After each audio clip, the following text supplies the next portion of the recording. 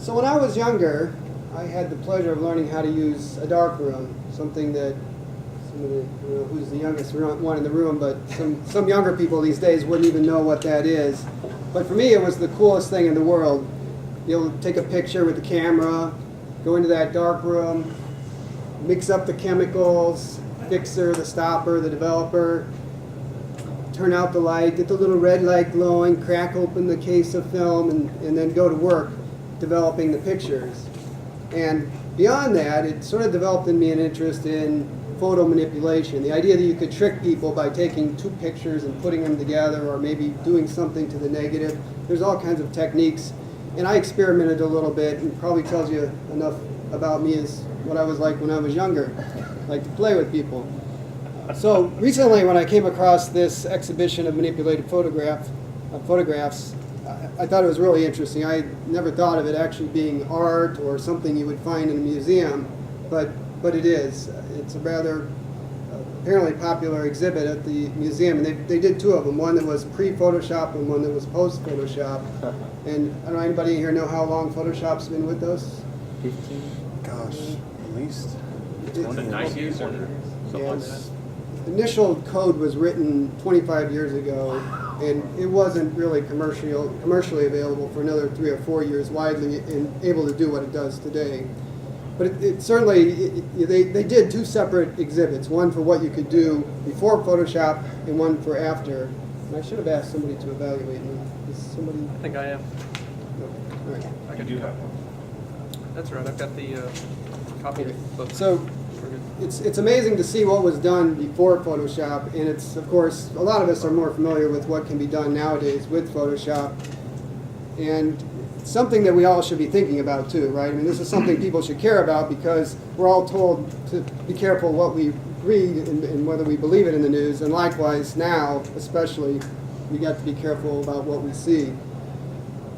This particular set of pictures was done by a 16-year-old girl and her 10-year-old sister, and the technique they used was actually use a paper cutout and take a picture of it with that in the background.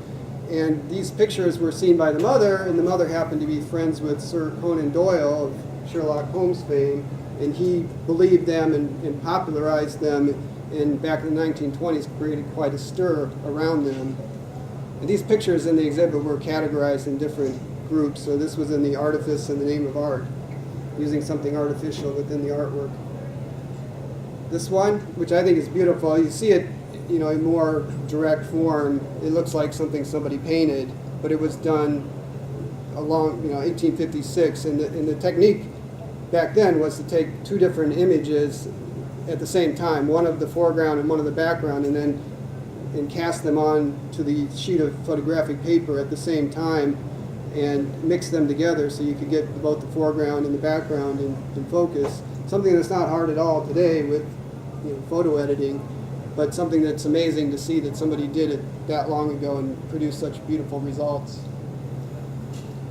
This one's interesting. It's I don't know if how well everybody can see the screen, but there's a difference in these two other than the text, and I don't know if you can spot the difference, but I'll make it a little easier here in a second. Anybody see the difference?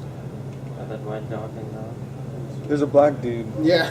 There's an African-American person that's been injected into the picture to make the student body look a little more diverse. Quite a bit of a stir when this was found out. So that's, again, it's the kind of thing that people can do to play with us and our perceptions of the world that we should all be thinking about. Of course, very famously, the Soviets were very good at this, and probably why some, to this day, even Russian programmers are really good at video and photographic technology.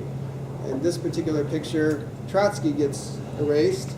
He was actually erased in 1940 by the Soviets in Mexico City with an axe. They took him out. And there's actually two other people that disappear in this picture as well that were later taken care of also.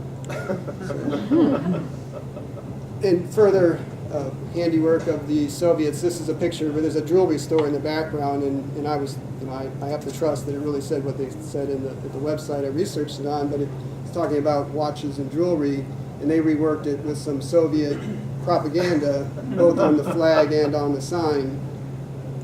And they did it all very well without Photoshop. This one I think is probably to me the most amazing of them all. This was Katie Couric before she took over on the nightly news, right before she became an anchor. And you can see that she magically had a few pounds removed after the camera added them. So I'm sure that was just undoing what the camera did. And you can actually, she has a dress on with vertical stripes. And so if you want to do this, probably you want to take the picture with vertical stripes because it lends itself to easily editing it in this fashion. This was from the 2004 campaign with Senator Kerry. He actually did not appear together with Jane Fonda in this particular image.